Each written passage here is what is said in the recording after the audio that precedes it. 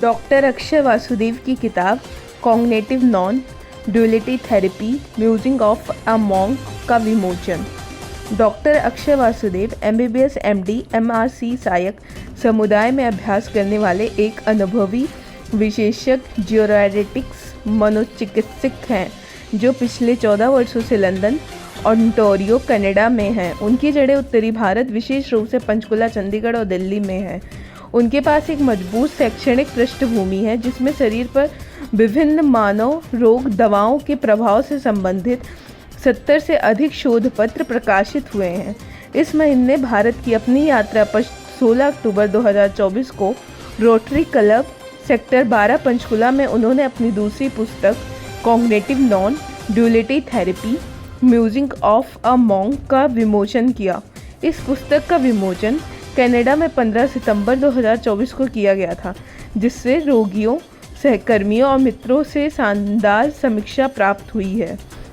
वह एक मनोचिकित्सक हैं जो अपने मरीजों को मनोचिकित्सक दवाओं और हाल ही में आध्यात्मिक रूप से केंद्रित हस्तक्षेप सहित एक समग्र ढांचे का उपयोग करके खुद के लिए सही निर्णय लेने के लिए सशक्त बनाने में विश्वास करते हैं। अपनी नई पुस्तक में वह सरल संबंध हार्दिक निर्देशित खोज प्रक्रिया का वर्णन किया है ताकि पता लगाया जा सके कि हमें वास्तव में कौन है, जो शांति और खुशी की प्रकृति की एक केवल सार्वभौमिक चेतना का अभिव्यक्ति है। हम सभी अपने दैनिक जीवन में तनाव, चिंता और डिप्रेशन की स्थिति से गुजरते हैं। छोटी सी पुस्तक में एक बड़ी कहानी है। मैं हर साल आता हूँ। हाँ, तो मुझे भारत में आते हुए अब 14 साल हो गए हैं। हर साल आता हूँ और अपने गुरुदेव श्री श्री रविशंकर के आश्रम में बैंगलोर से ही आ रहा हूँ। वहीं पे एक सीनियर टीचर लेवल का कोर्स किया। मेरी इच्छा यही है कि जितने लोगों से मिल सकूं, जो ये किताब में वर्णित किया गया है, जो समझाया गया है, वो सबके पास पहुंचे। हमने कनाडा में लॉन्च की थी 15 सितंबर को, तो कैसा रिस्पॉन्स मिला? बहुत अच्छा रहा।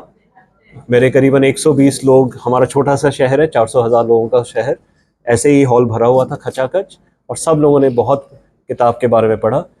एक मेरी पेशेंट है जो कहती है कि मैं इतनी किताब उसको इतनी अच्छी लगी तो वो पूरी रात जाके पढ़ती ही रही, और उसके बाद में उसके आंखों में बहुत आंसू आए, उसको बहुत दिल में अच्छा लगा। ऐसे बहुत सारे लोगों की किताबें। बिल्कुल, तो मैं आपको ना इसकी इंडेक्स में जो इसके टॉपिक्स हैं वो मैं बताता हूँ, और उसको मैं हिंदी में ही बताते जाऊंगा। दो लोग आपस में बात कर रहे हैं, जैसे मैं और डॉक्टर विकास गाड़ी में गए और वो हमसे पूछ रहे हैं कि मन क्या है, हमारे मन के विकार क्या हैं, हमें डिप्रेशन क्यों होता है, साइकाट्रिस्ट कैसे ठीक करता है। तो ये पहला चैप्टर में लिखा। फिर मैंने दूसरे समझाया कि हमारा शरीर क्या है, हमारे शरीर के ऊपर नीचे सांस का क्या रोल है, हमारा मन क्या है, हमारी बुद्धि क्या है, हमारा चित्त क्या है, हमारा अहंकार क्या है। फिर हमारा मन कौन से खेल खेलता है। हमने सबने सुना है कि हमारा मन चंचल है, तो चंचल मन को पकड़ना, वापस लाना, उसके तरीके बताए। फिर मेडिटेशन की कुछ टेक्निक समझाए हैं कि कैसे कैसे कर सकते हैं। फिर वैराग्य और विवेका के बारे में समझाया है कि विवेका का मतलब क्या है, क्या अभी रहा और क्या अभी नहीं रहेगा। इसके बारे में अंग्रेजी में जिन लोगों के बारे में कुछ नहीं पता, उनको समझाने की कोशिश की है। हम भारत में भी देखें, सबको लगता है कि सब कुछ अभी रहेगा, बट हम सब भूल जाते हैं कि हमारी उम्र बढ़ रही है, हमारी बुद्धि भी क्षण भर के लिए है, उसके बाद में हमें भी डिमेंशिया हो जाता है, भूलने लग जाते हैं। तो जब वो भूलने की परेशानी हो जाती है, उससे पहले ही अगर हम निर्वाण की तरफ चल पड़े तो हमें ये स्ट्रेस, डिप्रेशन और एंजाइटी करके बीमारियां खत्म हो जाती हैं। और फिर बहुत सारे पेशेंट की स्टोरीज हैं जिन्होंने इस तरह को अपने आप से पूछने की कोशिश करी कि मैं कौन हूँ। मेरे साथ हर रोज बैठते थे, हम थेरेपी के सेशन में बैठते थे, और सबको महसूस हुआ धीरे धीरे मेडिटेशन कर करके कि मैं ही भगवान का रूप में हूँ, बट शरीर आदमी का है या औरत का है। कहीं ना कहीं योग से मिलता जुलता लग रहा है। किससे? योग से। बिल्कुल सही पकड़ा आपने। जो भगवत गीता में भगवान कृष्ण ने बोला है, उसी को माध्यम पकड़ के हमने उस तरह से पकड़ा है कि जो गीता नहीं पढ़ना चाहते, अभी यह पढ़ने का मौका नहीं मिला, उसको सिंपल तरीके से योग को हमने अंग्रेजी के तरीके से पकड़ा है कि वेस्टर्न माइंड पे कैसे पढ़े। तो आपने अपने पेशेंट्स की कहानियां भी डाली, इसके नाम के पीछे क्या कारण, museum of A monk? Monk, बहुत अच्छा सवाल पूछा। मुझे लगा था कोई तो पक्का पूछेगा। मैं वैराग्य लेके बीवी को छोड़ के नहीं आ गया हूँ।